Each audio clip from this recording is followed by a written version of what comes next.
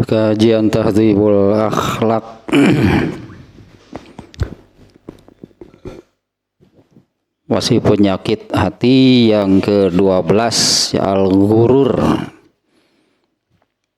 yang kemarin sampai zammul ghururi wa haqiqatuhu, buruk amat sangat, ternyata ya amat sangat buruk dan tercelaknya penyakit hati ini, penyakit hati al-ghurur.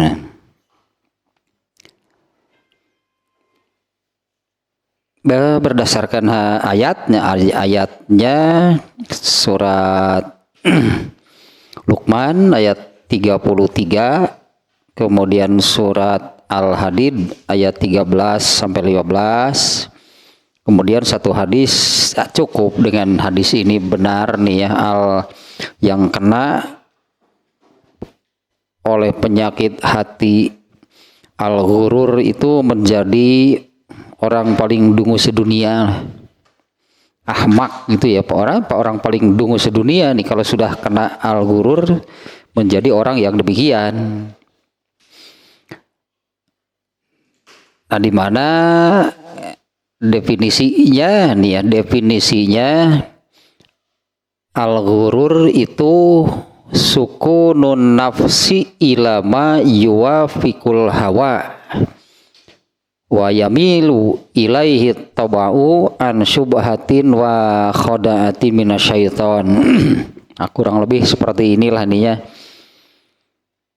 merasa nyaman dengan sesuatu yang sesuai dengan al-hawa, merasa nyamannya dengan sesuatu yang sesuai dengan al-hawa.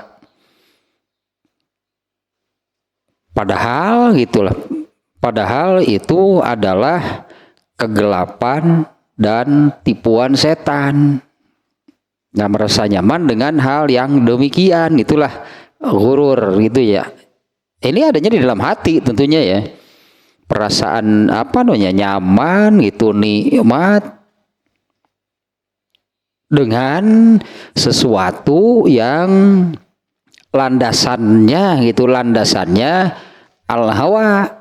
Nah, itu nyaman ya, perasaan itu nyaman, tenang, justru nikmat, bahagia gitulah, nyaman, nikmat, bahagia dengan sesuatu yang landasannya al-hawa. Padahal itu adalah kegelapan dan tipuan setan.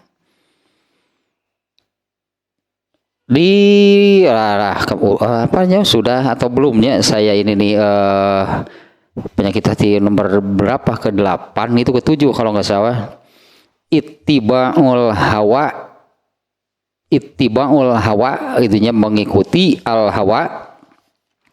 Nah, di mana al-hawa itu adalah al-ishtiha wal mahabbah.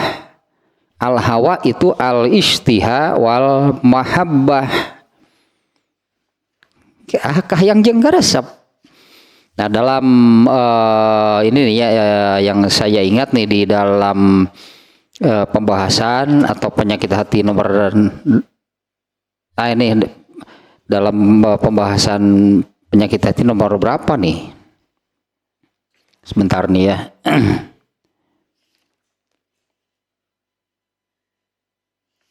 Penyakit nomor berapa nih, ittiba'ul hawa. Nah, di dalam pembahasan tersebut yang ke-7 nih, penyakit hati yang ke-7, ittiba'ul hawa.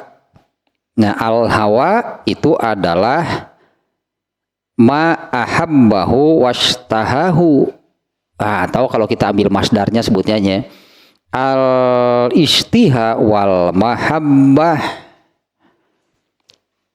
Nah, itu al-hawa.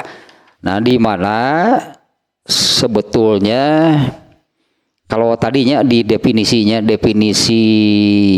ghurur itu sukunu nafsi ila ma yuwafiqul hawa. Nah, kurang lebih rasa nyaman, nikmat, bahagia gitu bahkannya dengan sesuatu yang landasannya itu al-hawa. Justru itu kan penyakit.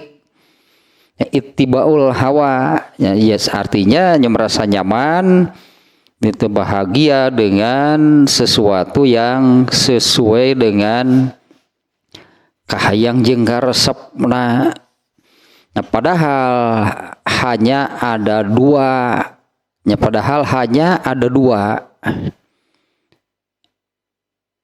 apa namanya ya, sebutannya landasan boleh lah gitunya sebutannya, padahal hanya ada dua itu landasan amal bagi manusia, yaitu al-haq dan al-hawa. Kalau mengikuti al-hawa berarti meninggalkan al-haq. Kalau mengikuti al-haq berarti meninggalkan al-hawa. Nah, al-haq itu dari Allah, al-hawa yakah yang jeung karesep dari manusia, berarti dari dirinya kah terutama itunya dari dirinya. Hanya ada dua itunya landasan amal manusia itu, al-haq dan al-hawa. Nah, kalau mengikuti al-haq berarti meninggalkan al-hawa, kalau mengikuti al-hawa meninggalkan al-haq. Nah, yang apa namanya gururnya, penyakit hati gurur itu diri, itulahnya diri apa namanya kita atau dirinya itu merasa tenang, merasa nikmat, merasa bahagia apabila sesuai dengan al-hawa, atau yang jadi maknanya kurang lebih terasa nyaman, terasa nikmat, bahagia itu ketika mengikuti al-hawa. Nah, padahal itu adalah kegelapan dan tipuan dari setan. Nah, kemarin nih ya ininya yang saya katakan ini saya suka nih dengan kalimat ini nih. Al-maghrur, kalau penyakit hatinya al-ghurur, kalau orang yang kena oleh penyakit hati yaitu maghrur, orangnya maghrur. Nah, al-maghrur itu adalah manit takhozal hawa qaidan wa syaitona dalilan. Al-maghrur, orang yang kena oleh penyakit hati al-ghurur itu adalah orang yang menjadikan al-hawa sebagai tuntunannya. Makanya sesuai pastinya dengan definisinya tadinya, sukunun nafsi ila ma yuwafiqul hawa. Nyaman, nikmat, bahagianya seseorang itu ketika anggaplah seperti ini al-maghrurnya, ketika sesuai dengan al-hawa. Orang yang al-maghrur, orang yang kena penyakit hati al-ghurur itu orang yang menjadikan al-hawa sebagai tuntunannya dan setan sebagai dalilnya. Sering tuhnya kalimat itu saya ulang-ulang tuh ya. Nah, ternyata nih didefinisikan demikian, gurur itu apabila ketika mengikuti al-hawa itu malah yang terasa itu nikmat dan bahagia. Jadi ingat ini nih ya, kebetulan ya belum terlalu lama juga sih ya. Ada yang ayo ngajak nguseup. Ayo cenah orang nguseup, urang reresepan we eta naon sih reresepan teh. Kitu dah ngajakna. Ayo cenah urang reresepan we, apa sih maknanya? Coba ini maknanya apa nih? Hayu cenah urang nguseup, urang reresepan we. Naon sih reresepan teh? Suka bunga, mungkinnya bahasa Sunda namanya suka bunga lah. Dengan cara demikian tengah jawab. Entah moal lah cenah. Da tengah jelaskeun hoream atuh ngajelaskeun ge. Ya itu tah nikmat bahagianya itu apabila mengikuti al-hawa. Belum lama ini ada yang demikian, ayo cenah urang reresepan. Oh, apa namanya? Ya saya berpikir reresepan teh artinya memunculkan rasa, berenanya memunculkan rasa, yaitu rasa bahagia, suka gitunya, nikmat. Gitulah yang saya tangkap reresepan menurut orang itu maksudnya nya bahagia gerak gitulah, bahagia nikmat suka gitu teh. Eta sebut al gurur tinu kitu. Ya ada rasa nikmat itu, adanya nih gitu, nyaman, nikmat, bahagia. Ilama yuwafiqul hawa, nah ketika mengikuti al hawa. Nah kalau ini sampai di sana lahnya. Nah itu makna hakikat dari ghurur itu adalah, ya ini saja definisinya barusannya, sukunu nafsi ilama yuwafiqul hawa wa yamilu ilaihi tabau an syubhatin wa khada'ati minasyaiton. Kurang lebihnya kalau mengikuti susunan ini agak susah nih ya bahasa Indonesianya. Kurang lebih maknanya rasa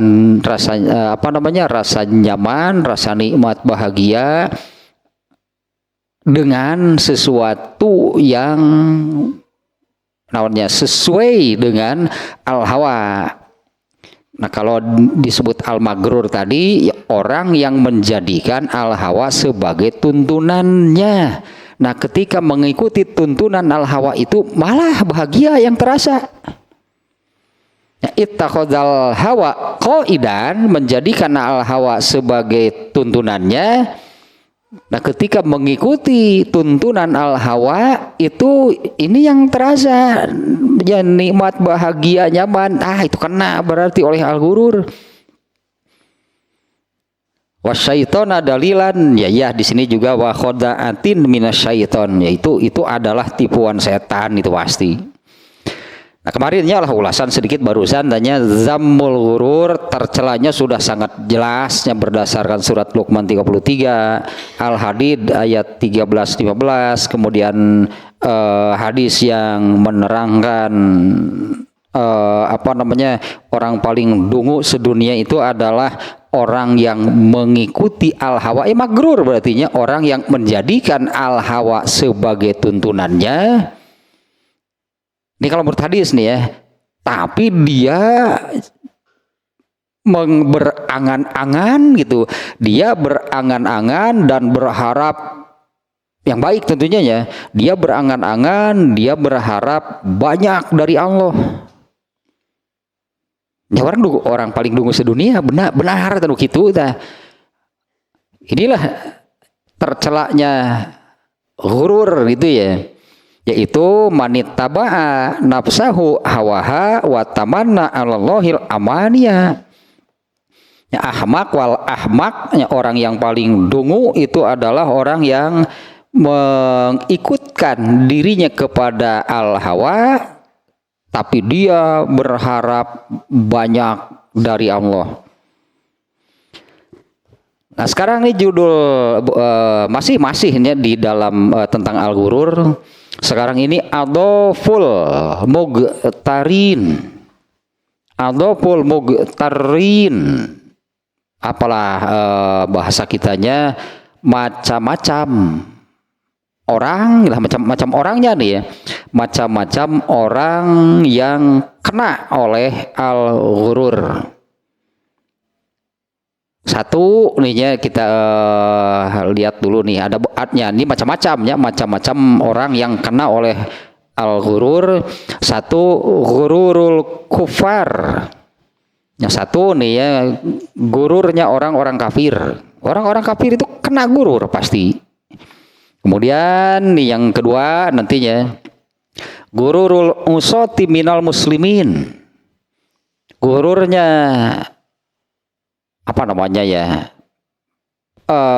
ahli maksiat dari orang-orang Islam. Dan orang-orang Islam ini ahli maksiat dari orang-orang Islam, tidak merasa berdosa, malah tadi pan kena gurur, malah terasa nyaman, nikmat, bahagia. Dua, tanya ini macam-macamnya ya. Macam kedua, gururnya ahli maksiat dari kalangan kaum muslimin. Kemudian nih ada berapa nih ya semuanya nih. Yang ketiga,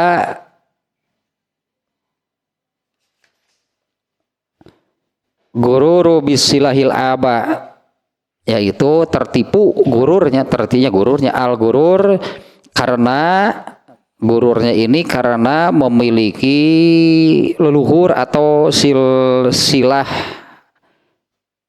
orang-orang soleh, katakanlahnya leluhurnya orang-orang yang soleh. Kemudian gururu ahlil ilmi, gururnya ahli ilmu. Jangan dikira orang yang punya ilmu saroleh, enggak. Kalau yang kena gurur, tetap saja definisi gurur apa? Mengikuti al-hawa, menjadikan al-hawa sebagai tuntunannya, gitu kan ya, al-magrur ya. Al-magrur kan orang-orang yang kena oleh gurur itu adalah orang yang menjadikan al-hawa sebagai tuntunannya, setan sebagai dalilnya. Ternyata itu juga kena kepada ahli ilmu, disebutnya di sini nih. Nah, gururu ahli ilmi. Kemudian gururu arbabil ibadah, gururnya ahli ibadah. Gururul mutasawwifat, gururnya kelompok tasawuf. Gururu ashabil mal, gururnya orang-orang yang banyak hartanya. Ada seberapa tanya gururnya tah. Yang pertama nih, gururul kufar. Kalau orang-orang kafir, itu di surat ini, di surat Al-Mulk ayat 20. Di surat Al-Mulk ayat 20. Amman hazallazi huwa jundul lakum min dunir rahman inil kafiruna illa fi gurur. Jelas orang kafir mah kena gurur. Ini baru satunya ayat, kita lihatlah di surat Al-Mulk ayat 20. Surat ke-67.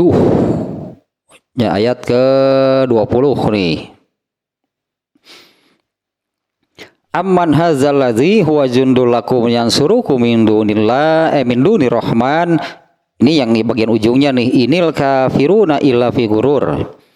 Atau siapakah yang akan menjadi bala tentara bagimu yang dapat membelamu selain Allah yang Maha Pengasih?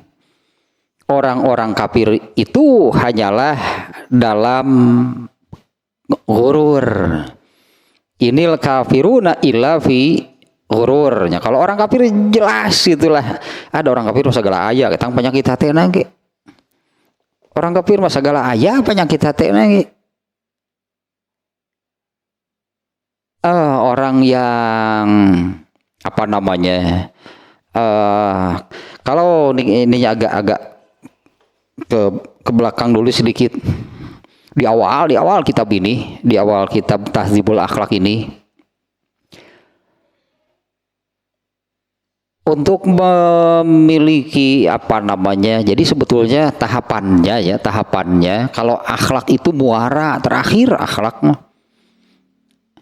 Karena akhlak itu kalau sudah menjadi warna, sudah menjadi bentuk diri, itu sudah jadi akhlak yang baik ataupun yang buruk.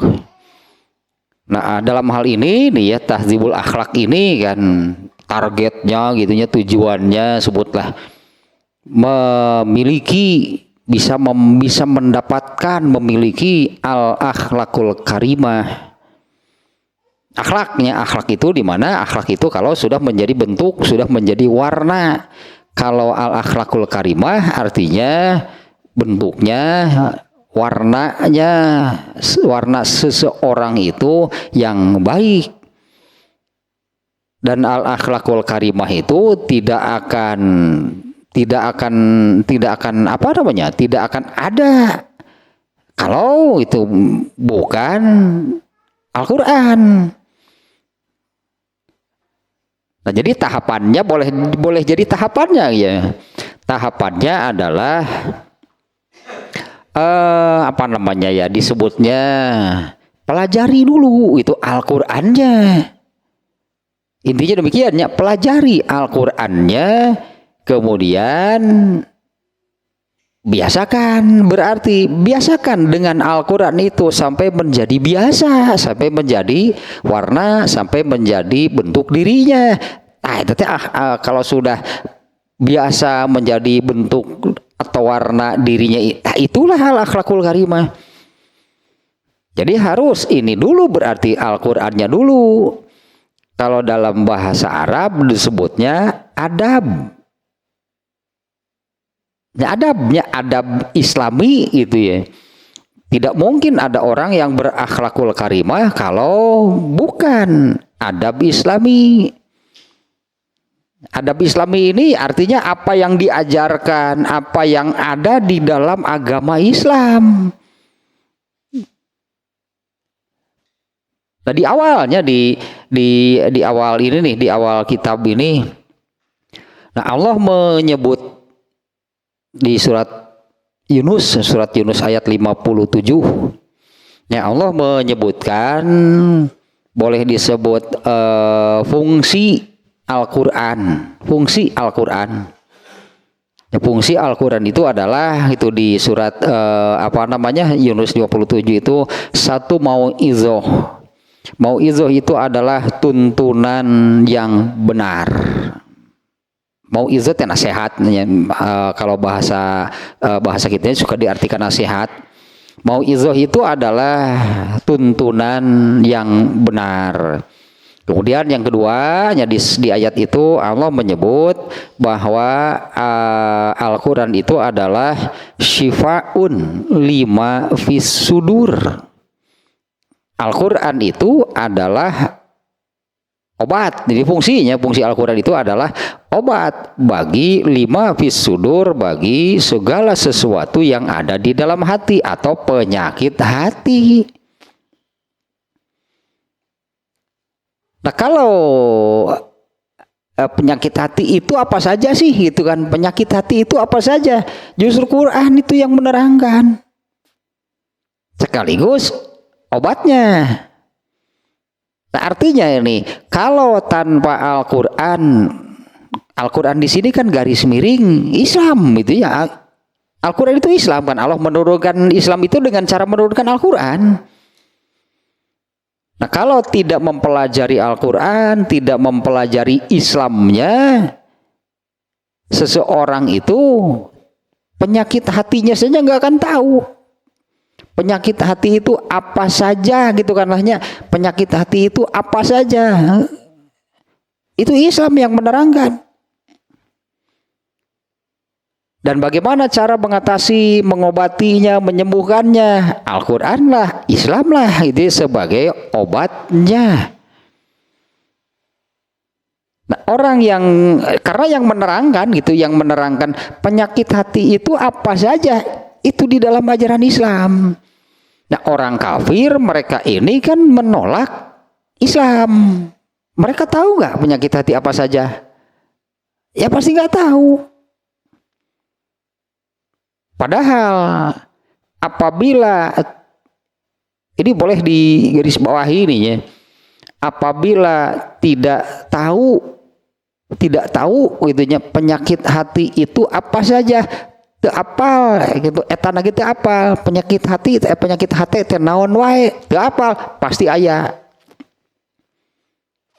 Pasti ada pada orang tersebut. Makanya orang kafir yang menolak Islam, padahal di dalam Islam itulah ada penjelasan tentang penyakit hati, segalanya hanya di dalam Islam. Jenisnya atau ragamnya penyakit hati itu apa saja, masing-masing masalahnya seperti apa, kemudian dengan bagaimana cara menyembuhkannya, itu hanya ada di dalam Islam. Nah, orang kafir yang menolak Islam, mana tahu mereka penyakit hati itu apa saja. Sedangkan kalau tidak tahu saja tidak, berarti lahnya penyakit hati itu apa saja. Jangankan dengan masalahnya, dengan bagaimana menyembuhkannya, macamnya saja. Tidak tahu penyakit hati itu macamnya apa saja. Nah, apabila tidak tahu, ya macamnya saja tidak tahu, penyakit hati itu apa saja, berarti penyakit hati itu ada di dalam dirinya. Makanya tadi saya katakan ini gururul kufar, gururnya orang kafir. Pada diri orang kafir semua penyakit hati ada. Nah, karena mereka nggak akan tahu, mereka tidak tahu penyakit hati itu apa saja. Orang Islam juga sih. Ya orang Islam juga sama. Karena harus tahu kan penyakit hati itu apa saja satuannya yang dari yang sudah kita kaji ini sudah penyakit hati ke-12. Nomor 1 itu kan kufur, nomor 2 bodoh. Sudah kita kaji dulu kan ya. Apa sih itu seperti apa sih yang disebut penyakit hati kufur? Kemudian malah bahayanya apa saja? Seperti apa masalahnya dan bagaimana cara mengatasi atau mengobatinya. Itu penjelasannya ada di dalam ajaran Islam. Kemudian yang kedua bodoh. 3 hubur yasati dunyawiyah. Orang nggak akan mengira ini penyakit hati. Hubur yasati dunyawiyah itu ingin menjadi yang terdepan, yang paling unggul dalam urusan keduniaan. Kan manusia seperti itu tabiatnya. Semuanya ingin berlomba-lomba gitunya, berlomba-lomba ingin menjadi yang terdepan, yang paling unggul, yang paling hebat, yang paling wah itu dalam urusan keduniaan. Dasar teu naon kikituan teh, padahal itu penyakit hati. Ya kemudian yang keempat, yang 4 dan 5 sih satu sepasang sihnya, senang dipuji dan tidak suka dicela, itu juga penyakit hati. Da apaleun nu kitu teh lain penyakit hati. Makanya ketika ada yang memuji, dia merasa bergembira, burukan dosa gitu. Itu penyakit hati. Karena dia suka kalau ada yang memuji. Dan marah apabila ada yang mencela. Ya kalau tidak tahu penyakit itu manusia mah. Semua manusia sama mungkin lahnya tabiatnya demikian. Suka, senang itu kalau ada yang memuji. Dan tidak suka kalau ada yang mencela, padahal itu penyakit hati. Masalahnya seperti apa, bagaimana itu kan bagaimana menyembuhkannya ada di dalam Islam. Nah, sekarang ini sudah yang ke-12 dan 11 kamari geus araya itu kabeh hari kafir mah. Kalau orang kafir ada semuanya berarti ya kufurnya iya. 1 kufur, ya pasti mereka orang-orang kafir, kufur pasti penyakit hatinya. 2 bodoh, molaya, kafir pinter. Karena agama Islamnya oleh mereka itu ditolak, mereka dapat ilmu dari mana? Nah yang ketiga dan keempat semuanya lah itulahnya ada semuanya nih. Ini kembali ke sini nih ya, macam-macam orang, namanya artinya judulnya nu geunahnya adopul mugtarin. Macam-macam orang yang kena gurur. Nah, satunya gururul kufar, gururnya orang-orang kafir. Faminhum man gharrathul hayatud dunya. Orang kafir itu kalau Al-Quran menyebut kafir itu ada 2 kelompok gitu ya. Al-Quran menyebut orang kafir itu kan ahlul kitab dan musyrikin. Innallazina kafaru min ahlil kitabi wal musyrikin. Allah menyebut kafir itu terdiri jadi 2 kelompok besar gitulah. Ahlul kitab khusus itu Yahudi dan Nasrani. Selain itu agama apapun lah pokoknya bukan Islam. Ya saat itu atau di zaman Rasulullah SAW pun itu ada Majusi, mereka menyembah api. Kemudian yang disebut orang-orang jahiliyah menyembah berhala. Sekarang ribuan agama terus bermunculan. Kalau orang-orang ahlul kitab Yahudi dan Nasrani, mereka ini mendapat sebutan ahlul kitab itu karena mereka punya kitab yang diturunkan oleh Allah. Yahudi dengan kitabnya Taurat, Nasrani dengan kitabnya Injil. Itu benar dari Allah. Dan pasti ini di kitab mereka ada penjelasan tentang akhirat. Jadi kitabnya, di kitab Taurat, di kitab Nasrani, ya di kitab Injil itu ada penjelasan tentang akhirat. Jadi kalau mereka percaya tentang akhirat, wajar ada di kitab mereka. Nah, sementara orang-orang saat itunya ya yang ada di zaman Rasulullah SAW, orang-orang yang menyembah berhala, mereka itu tidak percaya akhirat.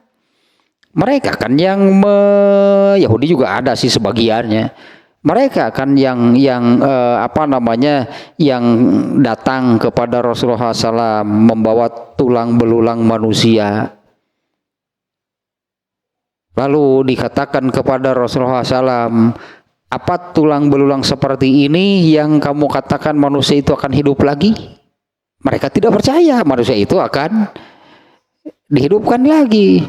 Nah, mereka tidak percaya akhirat. Nah, kalau yang orang Islam ya katakannya, kalau orang Islam kan beriman, bahkan disebutnya salah satu rukun iman itu adalah beriman kepada hari akhir atau meyakini harusnya akhirat itu benar. Itu kan di dalam rukun Islam itu kan salah satu rukun Islam itu rukun iman itu, salah satu rukun iman itu kan beriman kepada hari akhir, artinya percaya tentang adanya akhirat. Orang Yahudi, orang Nasrani, mereka percaya, iya karena ada kitab mereka. Tapi orang yang menyembah berhala, orang yang menyembah api lah itu saat itunya Majusi, orang-orang jahiliyah, ya mereka mau percaya akhirat bagaimana? Mereka dapat penjelasan tentang akhirat dari mana? Termasuklah kaum musyrikin yang lainnya yang sampai yang hari ini jumlahnya itu ribuan. Kalau mereka sudah pasti, sudah jelas tidak percaya akhirat, akibatnya gitu ya, sehingga mana mungkin mereka itu melakukan sesuatu sebagai persiapan menghadapi akhirat, nggak akan ada berarti, karena mereka kan tidak percaya adanya akhirat. Kalau orang-orang Yahudi, orang-orang Nasrani mungkin versi mereka, versi mereka mempersiapkan diri untuk menghadapi kehidupan akhirat. Tapi nah ini baik yang kalau yang tidak percaya akhirat, itu pasti dipastikan. Kalau yang tidak percaya akhirat, dipastikan hidup mereka segala-galanya hanya untuk di dunia. Tapi orang yang percaya akhirat, ya orang yang percaya nih, orang yang percaya akhirat, gurur nate eta, gururnya itu lebih memilih, lebih mementingkan, lebih mengutamakan keduniaan, akhiratnya diabaikan, padahal percaya. Nah, orang kafir di sininya gururnya kafir itu faminhum man gharrathul hayatud dunya. Nah, orang-orang kafir di antara mereka ada yang tertipu oleh kehidupan dunia. Nah, ternyata ini juga kan kena kepada orang Islam. Banyak orang Islam yang tertipu oleh kehidupan dunia. Padahal soal akhirat itu salah satu rukun iman mereka, rukun imannya orang Islam. Tapi gurur nih, karena artinya seperti orang kafir. Kalau orang kafir yang tidak percaya akhirat, gak akan ada. Mereka itu mempersiapkan diri untuk menghadapi kehidupan di akhirat. Karena dengan akhiratnya pun mereka tidak percaya. Kalau orang Yahudi, orang Nasrani, mereka percaya akhirat. Bisa jadi. Karena ada di kitab mereka tentang akhirat. Karena kitab Taurat, kitab Injil itu kitab dari Allah. Yang berlaku di masanya. Ada penjelasan tentang akhirat pasti. Tetapi nih karena tertipu oleh kehidupan dunia, ya disebut dalil dari setan tuh ya. Mereka mengatakan seperti ini, an-naqdu khairun minan nasi'ah. Ini kalau ungkapan lah, semacam ungkapan ya. An-naqdu khairun minan nasi'ah. Dibayar kontan itu lebih baik daripada kredit. Kalau kontan makan sekarang besar. Ini kontannya dibayar kontan. Ini sekarang artinya bayar kontan sekarang dan besar artinya karena seluruh ini dibayar kontan kan sesuai harga. Tapi kalau kredit 1 bulan nggak terasa besarnya. An-naqdu khairun minan nasi'ah. Nah ini ungkapan nih untuk ad-dunya naqdun wal akhiratu nasi'atun. Kalau dunia kontan, kalau akhirat seperti nu di kredit itu tuh iraha ngumpul. Nah makanya jangka waktu ngiri di 3 tahun. Oke, menurutnya gue 3 tahun kakara ngumpul. Mending ayeuna kontan langsung semuanya dilunasi. Kurang lebih ungkapan demikiannya. Kontan dibayarnya kontan itu lebih baik dari kredit atau dicicil. Padahal dicicil juga sama sebetulnya. Dicicil juga kan sebetulnya sama. Bahkan kan kalau kredit kalau dicicil kan jumlahnya sebetulnya lebih besar. Nah ini ungkapan itu ari dibayar kontan mah ayeuna kan sejumlah harganya itu langsung dibayar semuanya. Tapi kalau dengan kredit, namanya kredit kan sebulan 3 tahun berarti kan misalnya jangka waktunya 3 tahun lila. Ibarat itu demikian. Ad-dunya naqdun wal akhiratu nasi'ah. Fahia izan, maka nih menurut mereka, padahal mereka yang percaya akhirat nih. Fahia maka dunia itu jika demikian dunia itu lebih baik. Ini tadi ungkapan gitulahnya, dibayar kontan itu lebih baik karena kan kenapa mengatakan lebih baik? Karena kan langsung seluruhnya. Dibayar langsung seluruhnya. Sementara kalau kredit bisa ngumpul seluruhnya ya nantilah setelah 3 tahun. Tah gitu ya peristiwa lila 3 tahunnya kakara. Baru itu kan terbayar seluruhnya. Kalau kontan sekarang seluruhnya langsung. Nah mereka itu dengan demikian menurut mereka itu dunia itu lebih baik karena kalau dunia itu kan memang sekarang kan ya kalau dunia itu kan sekarang anggaplah manusia itu ingin senang tadinya ingin senang ingin nikmat ingin bahagia. Nah mereka itu ingin senang nikmat bahagianya itu sekarang kayak di akhirat nikmatnya lila gitu dah. Di akhirat itu nanti itunya ya surga gitulahnya. Nanti di akhirat itu ada kebahagiaan yang besar. Tapi lila tak eta gurur teh gitu.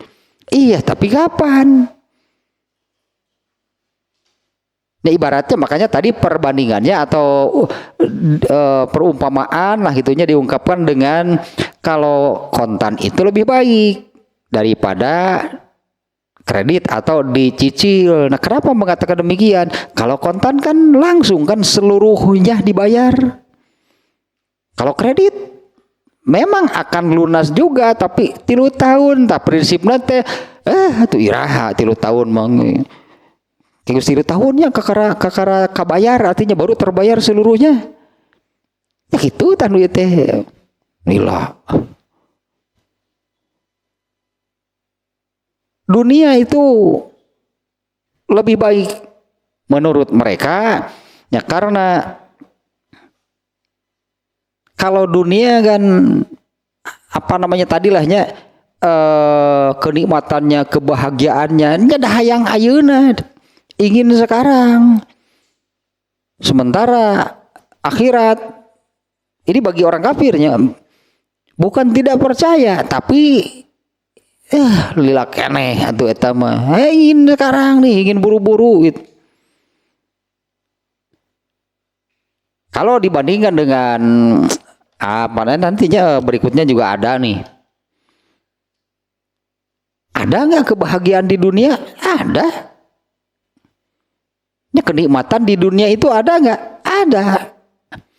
Dan mereka itu ingin kontan, ingin di dunia hal seperti itunya ingin mereka dapatkan di dunia.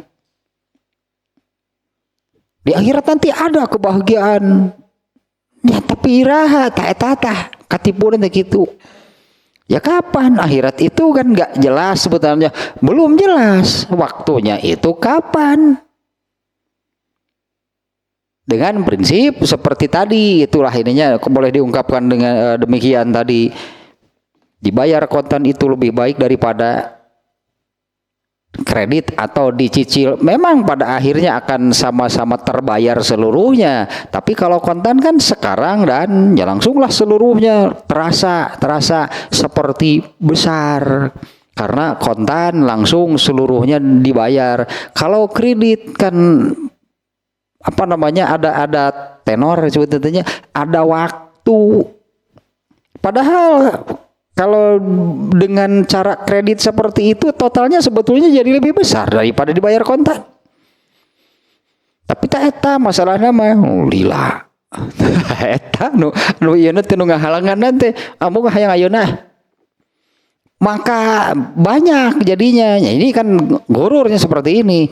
Maka ya banyaklah orang yang mengabaikan. Padahal di akhirat itu juga dijanjikan akan diberi tadilah kenikmatan, kebahagiaan, diabaikanlah karena mereka ingin kontan, ingin sekarang, artinya ingin di dunia yang demikiannya. Ini kan sangat bertentangan, justrunya sangat bertentangan. Karena hakikatnya dunia ini waktunya beramal. Di dunia ini saatnya diuji. Ya, diujinya. Semua yang hidup di dunia itu diuji, diberi ujian, diuji oleh Allah. Yang mana ada diuji senang. Bukan tidak ada kesenangannya.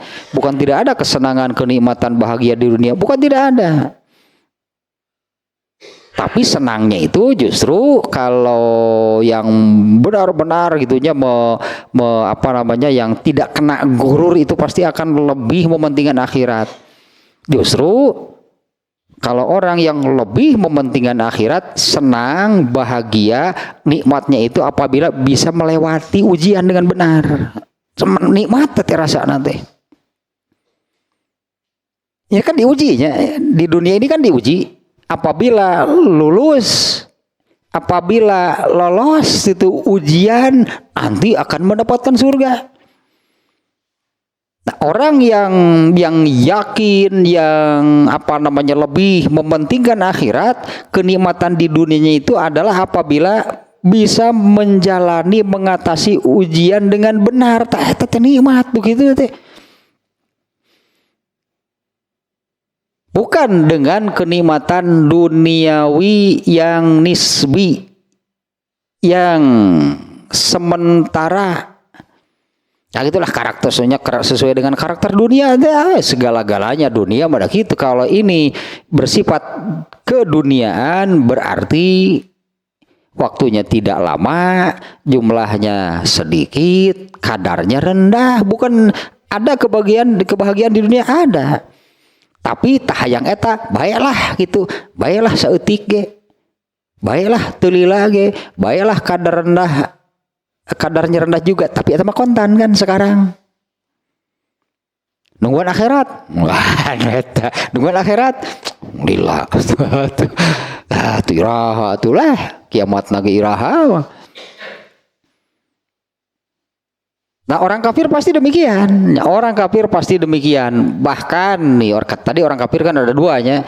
Di zaman Rasulullah SAW pun itu sudah ada ahlul kitab, Yahudi dan Nasrani, kemudian musyrikin, penyembah berhala, penyembah api, penyembah berhala, penyembah api, mereka nggak percaya akhirat. Kalau tidak percaya akhirat, artinya bagi mereka kematian di dunia itu adalah akhir dari segalanya. Mati selesai menurut mereka. Makanya puas-puasin deh. Begitu pokoknya mau puas-puasin lah hidup di dunia, bisi kaburu maut. Karena kalau meninggal selesai menurut mereka, karena mereka tidak percaya akhirat. Nah, kalau orang kafir, Yahudi dan Nasrani, mereka percaya akhirat karena ada di kitab mereka. Tapi mereka ini tertipu oleh kehidupan dunia dengan prinsip kontan lebih baik daripada dicicil.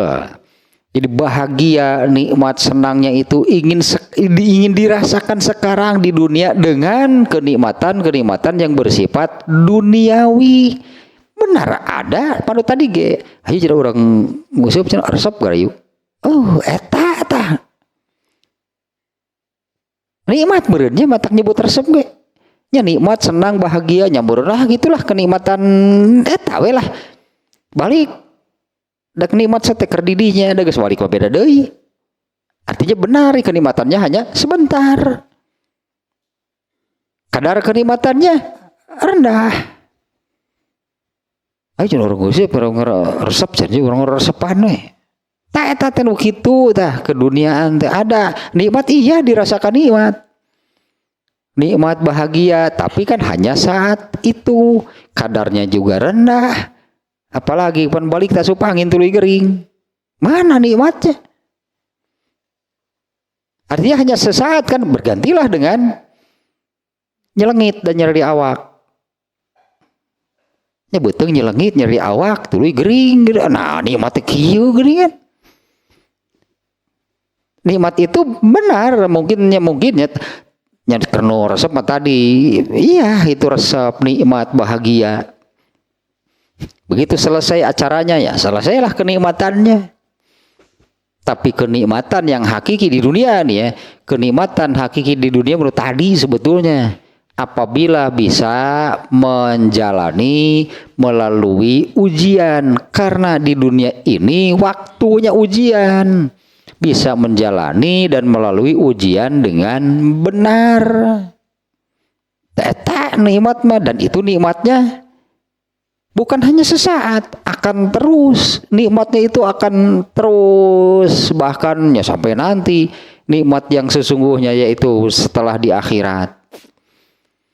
Nah, bagi mereka yang seperti ini, yang menginginkan kontan lah sebutannya, mereka yang menginginkan kenikmatan tadi, kenikmatan, kenyamanan, kebahagiaannya itu di dunia dengan prinsip dahayang ayeuna. Itulah mereka menginginkan, ingin hal seperti itu, ingin sekarang, ingin di dunia, enggak di akhirat, lila lah. Kan kredit ya tadi kan lunas, kan pada akhirnya kan dibayar dengan dicicil, kredit itu kan akhirnya kan lunas juga. Terbayar juga kan seluruhnya, sama dengan yang kontan. Ini kontan, bayar seluruhnya langsung. Kalau kredit pada akhirnya kan sampai batas waktunya kan terbayar juga seluruhnya, sama. Bahkan kalau dibayar kredit lebih besar sebetulnya jumlahnya, kan lila. Nah, mereka ini yang menginginkan, bentuk tadi itu berartinya menginginkan kenikmatan dan kebahagiaannya di dunia, ya pastilah mereka itu akan mencari atau ingin mendapatkannya itu di dunia, dan mereka tidak memikirkan hal itu padahal akan akan didapatkan juga nanti di akhirat. Bahkan kan di akhirat itu kenikmatannya yang hakiki, yang sesungguhnya. Beda dengan karakter dunia tadi, jumlahnya sedikit. Di surga tanpa batas. Kemudian waktunya sebentar kalau dunia. Di surga abadi selamanya. Kemudian kadar kenikmatannya banyak nih, contohnya nih ya. Contoh nih, ini satu saja nih. Kalau makan nikmat nggak? Ya iyalah. Kau mau bari kerlapar gitu danya. Ya sedang lapar kan disebutnya gitu. Wah ada kerlapar mah. Ya artinya orang sedang lapar dapat makanan itu kan. Dari kerlapar ada kerlapar mah jeung kepala kakap beda. Jeung rendangnya nyok atuh. Kerlapar mah cenah nyocolan eta we goreng bawang diperlukan gepuk udah teh.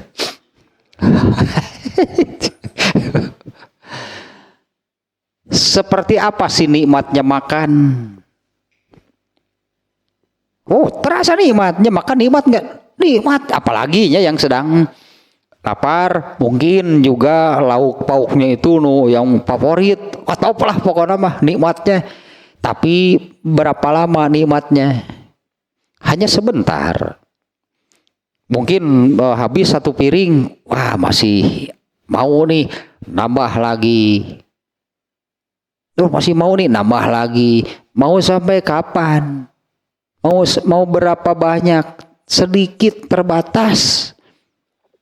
Kadituna boro-boro geunah. Paksakeun ngaden utah, onggo geunah cenah dahar teh. Ya katanya nikmat, tapi hanya sedikit kan. Ya kalau terus dipaksakan kan bukannya terus nikmatnya bertambah terus nikmatnya sama, enggak, dipaksakan muntah. Terus lamun kitu kemerkaan lempang wae hese. Lempang wae hese nu kemerkaan mah kitu lempang wae hese hayang teh ngajoprak we. Coba lamun nu kemerkaan ajak gawe. Kok begitu diajak main bal, nu keberkaan diajak main bal, jadi nikmatnya teh kumaha atuh makan teh. Jadi bandingkan nih dengan nanti di surga. Ini Rasulullah SAW menerangkan seperti ini. Ini orang-orang Yahudi nih, orang Yahudi atau orang Yahudi nih yang mengejek. Nanti itu kan di ayat Quran banyak kan ayat-ayat yang di dalam surga itu ada buah-buahan. Nah itu bisa dimakan artinya. Ada buah-buahan yang yang dekat tinggal memetik. Dina Al-Baqarah 25 artinya Al-Baqarah 25 itu yang kullama ruziku minha min samarati rizqo, itu diberi rezeki, artinya diberi itunya orang yang di dalam surga. Nah kalau di surga nanti makan seperti apa? Di orang Yahudi ini yang mengejek. Kalau di surga itu nanti banyak makanan, oh berarti di surga nanti juga ada WC. Karena dibayangkan seperti sekarang. Kenapa orang pergi ke jamban buang air kecil, buang air besar? Itu kan dari apa yang dimakannya, yang dimakan, yang diminum, itulah sampahnya. Jadi buang air kecil, buang air besar. Nah, mereka mengejek demikian. Kalau begitu di surga juga ada. Itulahnya ada WC umum lah. Di surga berarti ada WC umum. Ya karena kan ada harus dibuang. Nah, kemudian Rasulullah SAW menerangkan terkait nih makannya, terkait makan itu. Penghuni surga gitu nanti kekuatan makannya itu dilipat gandakan 100 kali lipat dari sekarang. Coba kalau tadi piring kedua makan, aduh masih mau, piring ketiga terus paksakan muntah pasti. Udah nggak enak lagi kan makannya. Ya kamar keadik teteg lah gitu, teteg terus. Lain ngeunah tadi teh ieu teh favorit ieu teh. Nah, ada batasnya kalau di dunia dan hanya sedikit kan. Tapi di surga dilipat gandakan 100 kali lipat, 50 piring mah atuh kakara satengahna. Dan berhenti itu bukan karena kenyang, tapi karena kira-kira bosan moal ieu 75 piring. Geus 75 piring ieu teh dahar teh. Pira kuek nu eta keneh. Dan dari apa yang dimakannya itu tidak jadi limbah, kotoran, buang air kecil, buang air besar seperti ketika di dunia. Apa yang dimakan itu hanya akan menjadi sendawa, terabnya sendawa dan keringat yang harumnya pun enggak ada yang jelek di surga. Tuh nikmatnya di surga mah beda. Itu satu hal sajanya tentang makan. Dan kalau di sini ternyata nikmatnya paling hanya di awal, hanya beberapa suap saja. Coba lanjutkan terus mau sampai kapan? Utah gereta sudah nggak hilang, itu nikmatnya makan sudah hilang. Apalagi terus setelahnya bagaimana? Sok nu kemerkaan ajak lompat, ampun, nu kemerkaan wah yang daging ngebaheuhai ngelempreh paling ge. Eta teh geuningan naon bubur ge di logoran. Bubur logoran. Aduh hayangna teh. Ngebaheuhai we ripuh geuningannya. Ongko cenah nikmat. Tapi kalau diteruskan disebutnya sampai kemerkaan kan gitu geuning akibatnya. Enggak ada nikmat lagi dari makan. Tapi dah hayang ayeuna gitu keukeuh jelema mah ieu tah anak du khairun minan nasiah gitu prinsip nanti dibayar kontan itu lebih baik daripada dicicil. Nah dengan berprinsip demikian maka itu ya mereka fahiya izan khairun, maka dunia itu lebih baik karena langsung terasa ketika di dunia. Ya langsung terasanya tadilah nyaman nikmat bahagianya itu padahal si anubieu contohna teh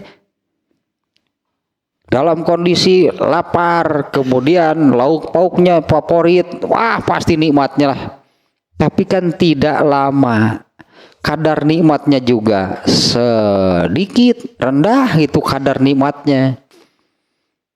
Tapi bagi mereka itu nikmat. Mungkin di akhirat dia aya makan dan seperti itu. Lila anggar prinsipnya eta.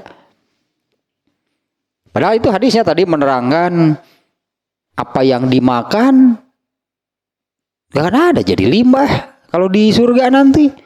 Kemudian kekuatan makannya itu dilipat gandakan sampai 100 kali lipat. Moal wareg, moal di surga, moal aya kemerkaan. Kemerkaan mah pan teu geunah. Di surga karena ada yang gak enak. Ya soalnya dikari kemerkaan genah tuh dan tuh boro-boro diajak ke nu kemerkaan diajak main bal gitu tuh wah ripuh boro-boro main bal sigana lempang oge sigana teh nu kemerkaan mah boro-boro main ngalatih gitu sanggup sigana mah ngalatih ripuh sigana mah danger pelatih kudu lempangan atuh terus kemerkaan sok nyerinan ngaran teh kalikiban tah bener kalikiban bermain ngalatih gitu sanggup.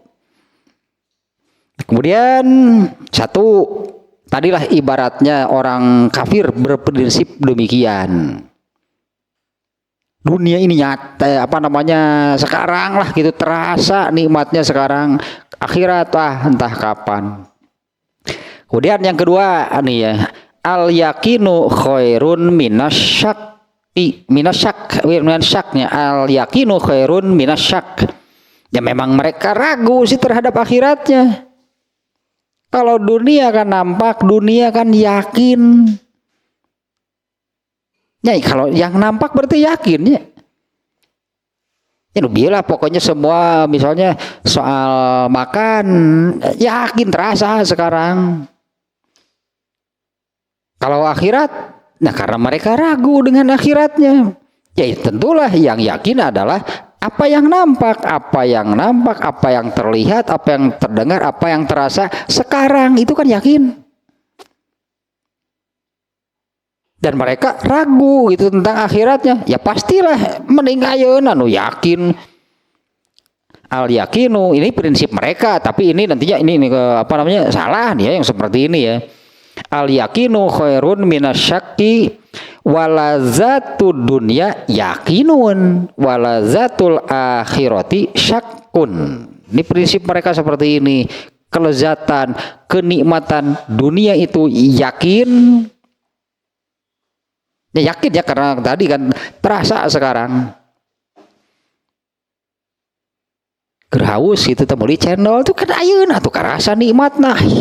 Rasanya nikmat, hausnya hilang kan terasa langsung. Tadi yakin dunia mah ayeuna. Al yakinu khairun minasyakki, yang yakin itu lebih baik daripada yang ragu. Walazatud dunya yakinun.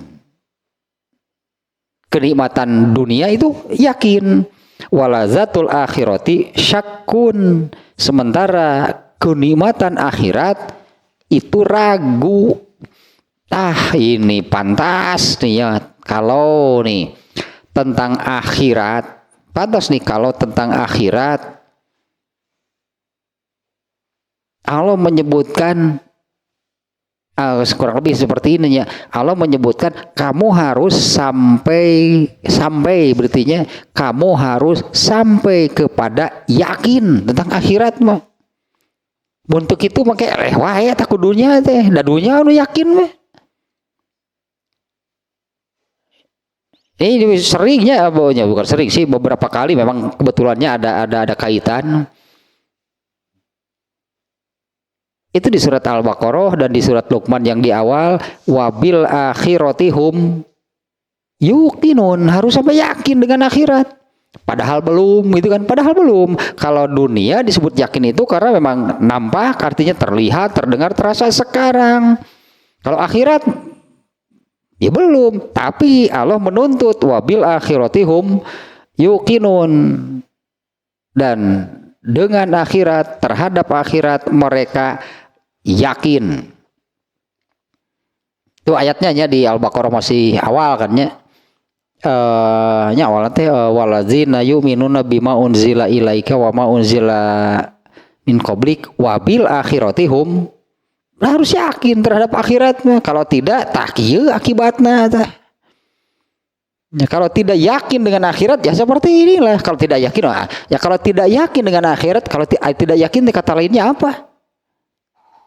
Ragu berarti. Kalau tidak yakin berarti kan ragu.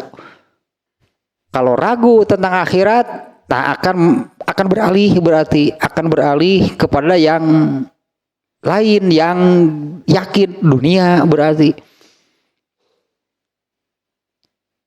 Padahal itu gururul kufar, itunya gururnya orang-orang kafir gitu teh. Apaan orang Islam nuturkeun kafirnya? Bener kan ada hadis yang orang-orang Islam mengikuti orang-orang kafir. Nah, kalau dalam konteks ini berarti kalau dalam konteks ini karena hadis itu benar-benar jawamiul kalim berarti benar-benar luas maknanya. Hadis itu yang menyebutkan orang-orang Islam latat ba'unna sunnana man kana qablakum. Hadis itu kan maksudnya orang-orang Islam tapi hidupnya mengikuti cara-cara hidup orang kafir. Ini orang kafirnya seperti ini nih. Mereka itu ragu tentang akhirat. Mereka tidak yakin dengan akhirat. Ya mereka akan beralihlah kepada apa yang yakin, yaitu dunia. Nah, orang-orang Islam juga ini yang tadinya orang-orang Islam mengikuti cara-cara hidup orang kafir. Ini salah satu penyebabnya orang Islamnya tidak yakin dengan akhirat. Orang-orang Islamnya tidak yakin dengan akhirat. Ya pasti kalau yang tidak yakin, ya kan kata lain dari tidak yakin itu kan ragu.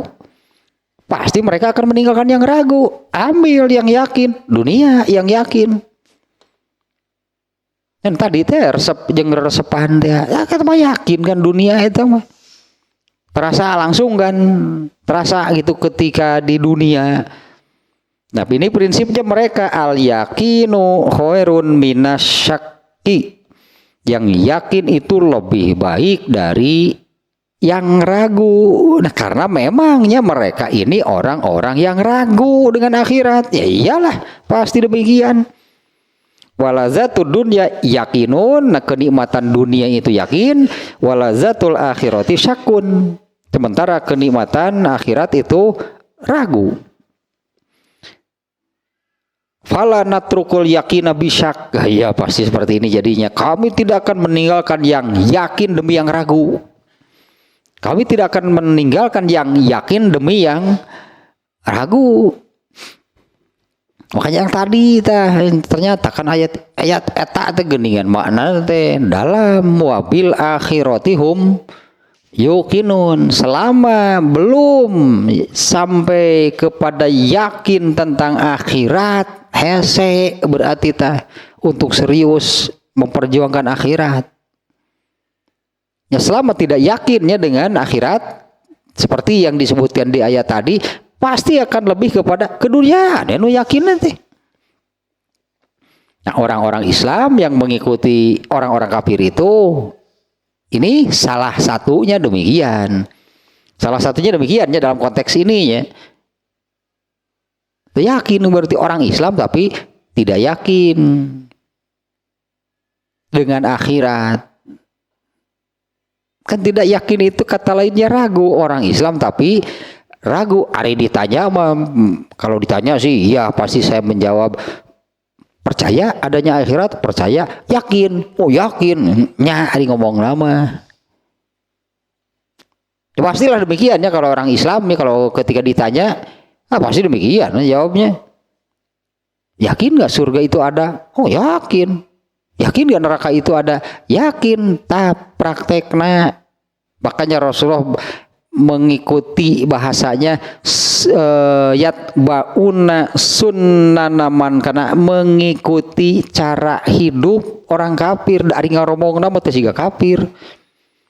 Dari ngomong nama itulah dubianya. Yakin adanya akhirat, oh yakin. Yakin surga itu ada, yakin neraka ada, yakin.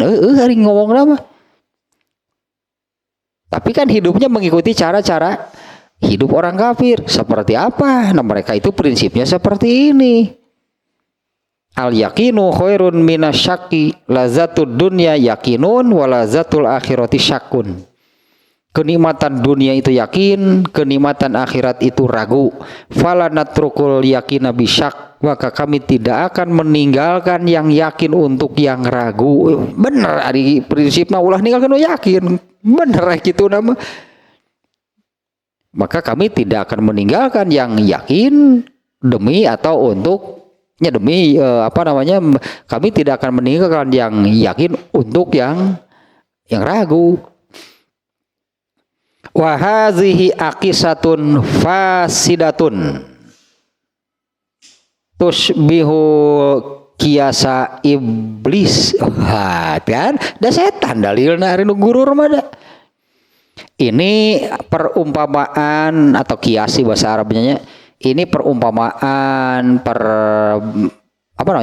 perbandingan analogi. Tadi itu kan semacam ungkapan tadinya kontan lebih baik daripada dicicil. Satu tadinya eta nanti.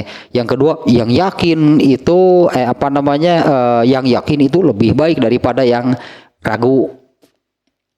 Mereka itu membandingkan dunia dengan akhirat gitu nanti. Kalau dunia kontan, kalau akhirat lila. Dan eta kan iraha atau dicicil gitulah seolah-olah.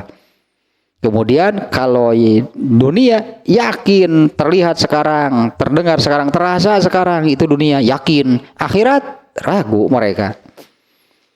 Nah padahal perbandingan seperti itu, ini perumpamaan perbandingan yang rusak, yang serupa dengan kiasu iblis, perbandingan iblis.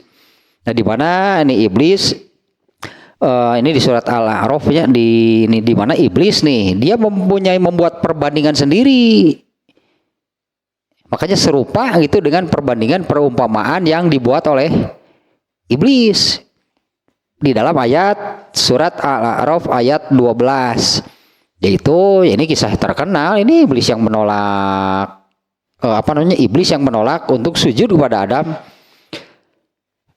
Qala ma mana'aka antas juda iz amartuk.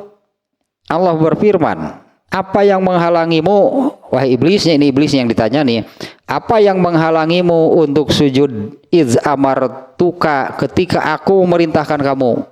Qala iblis menjawab, ana khairun minhu, aku lebih baik daripada dia, daripada Adam. Cek maneh pada temannya. Cek Allah teh paingan iblis membuat perbandingan sendiri. Iblis membuat perbandingan sendiri, sementara Allah sudah menetapkan bahwa manusia itu adalah makhluk terbaik. Manusia makhluk yang derajatnya paling tinggi, itu ketetapan Allah. Tapi iblis membuat perbandingan, artinya kan iblis membandingkan dirinya dengan ini. Iblis membuat perbandingan sendiri yang menurutnya bahwa dirinya lebih baik dari Adam. Nah, orang-orang yang membuat perbandingan, membandingkan dunia dengan akhirat, lalu menyimpulkan dunia lebih baik. Tadi itu kesimpulan nanti.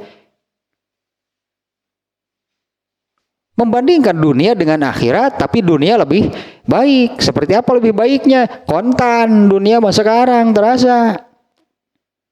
Yakin dunia mah. Kalau akhirat lila eta kan dicicil teh akan itu iraha akhirat mah. Kalau dunia kontan sekarang gitunya, nampak gitulah, terdengar terasa sekarang. Kalau akhirat ragu.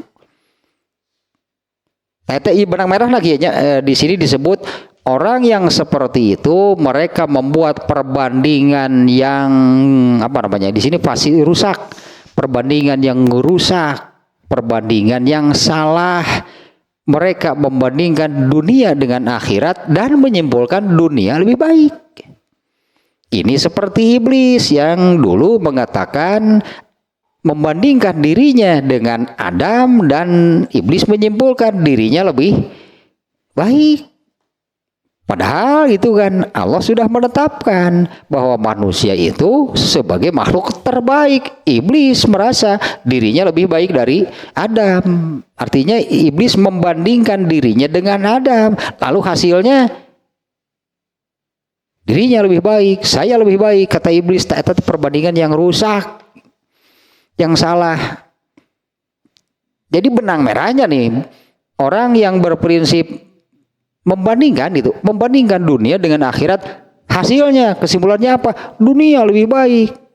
Apa sih landasannya? Ayeuna dunia maka rasa. Kita eta nanti prinsip nanti.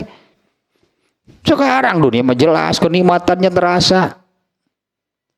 Kalau surga nya sih surga ge nikmat, tapi kan eta tadi lila jadi we ragu. Maka prinsip seperti itu nih, ini seperti dulu iblis membuat perbandingan sendiri dan menyimpulkan sendiri. Padahal penjelasan bahwa manusia makhluk terbaik, derajat paling tinggi itu sudah Allah terangkan. Iblis itu membuat perbandingan sendiri dan menyimpulkan sendiri. Seperti juga Allah sudah menerangkan atau belum nih akhirat lebih baik? Kan Allah sudah menerangkan walal akhiratu khairun laka minal. Itu kan Allah sudah, akhirat lebih baik. Manusia hanya malah membuat perbandingan sendiri, lalu menyimpulkan dunia yang lebih baik. Apa dasarnya? Ayeuna dunia mah ta eta nanti gurur nanti. Banyak kan ayatnya yang menerangkan akhirat lebih baik. Apalagi hadis yang ya lah, perbandingan dunia dengan surga. Akhiratnya surganya dari neraka ya. Perbandingan dunia dengan surga. Ini hadis yang ini nih. Ibarat seseorang mencelupkan jarinya ke dalam lautan, lalu diangkat. Nah, dunia itu sebanyak air yang nempel di jarinya. Sementara surga, samudra, lautan seluruhnya, coba. Sampai seperti itu kan perbandingannya. Tetap dasar pengaruh iblis, nuli yang lebih baik mata nempel di jari. Soke atuh lamot beaknya. Di lamot beaknya sakitu kan iwatan teh. Ya kan jumlah air yang nempel di jari. Itu aja ada hadisah itu teh At-Tirmizi, Ibnu Majah itu yang Rasulullah membandingkan itunya dunia dengan surga. Ibarat orang yang mencelupkan telunjuknya ke lautan, terus diangkat. Di jarinya ada air, itu samudra juga air. Kan itulah perbandingan nantinya. Dasar gurur, dasarnya sebutnya katipu. Kan gurur teh secara bahasa mah tertipu nya. dasar tertipu mengatakan oh mending ieu alah lieur tapi setengah arti mending ini yang ada di jari baru itu lautan entah sampai di mana tanpa batas sebutan lautannya mengatakan ini lebih baik. Pasti ini pengaruh iblis, pasti pengaruh setan. Maka benar kan, orang yang kena oleh penyakit gurur itu orang yang menjadikan al-hawa tuntunan hidupnya setan sebagai dalilnya. Nah ini iblis mengatakan seperti ini. Qala ana khairun minhu, aku lebih baik dari Adam, darinya, aku lebih baik darinya, aku lebih baik darinya. Khalaqtani min narin wa khalaqtahu min tin. Engkau menciptakan aku dari api sementara engkau menciptakannya dari tanah. Nah, iblis berkesimpulan, dia membandingkan dirinya dengan Nabi Adam dan dia berkesimpulan, aku lebih baik. Malah jadi Allah yang disalahkan oleh iblis mah. Allah itu salah membuat perintah. Harusnya Allah memerintahkan Adam yang sujud kepada dirinya.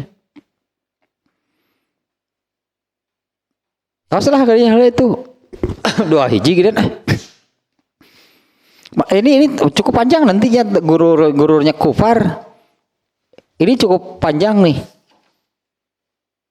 Sebelumnya nomor 2 nanti gururul usot. Ayonya gururul usot minal muslimin. Nanti yang kedua itunya gururnya ahli maksiat sebut demikiannya.